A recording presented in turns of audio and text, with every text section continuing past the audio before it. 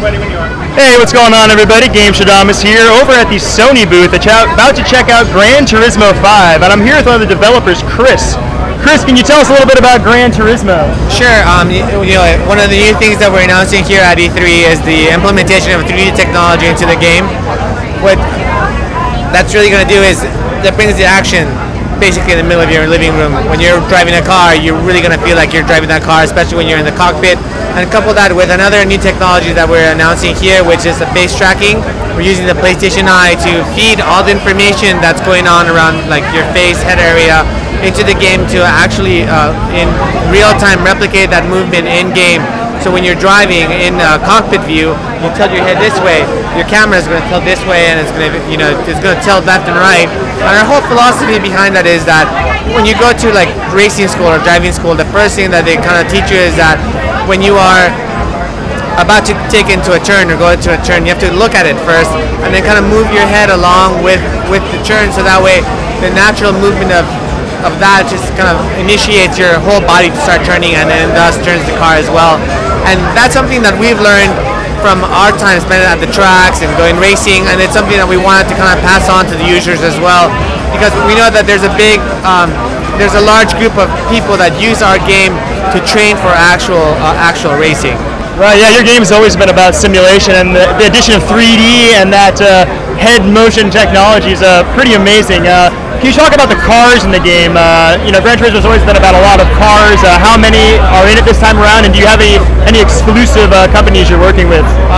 Well, one of the new things that we have been talking about in the past few months is the fact that we partner up. Well, not really partner up, but the cover car is the 55. It's the Mercedes SLS, and to us that's an amazingly beautiful car. And it's not really a partnership in the traditional sense, but again, it's one of the cars that's featured in Gran Turismo.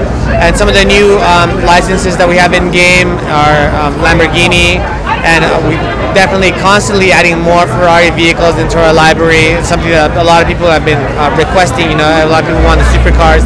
But outside of that, we also have a lot of other classic cars that we can't really talk about just now. Overall, we're looking at a total of 950 cars out of the box. Wow, that's quite a lot. And what about the customization of those cars? How is the tuning up work? Is that pretty in depth too? Or?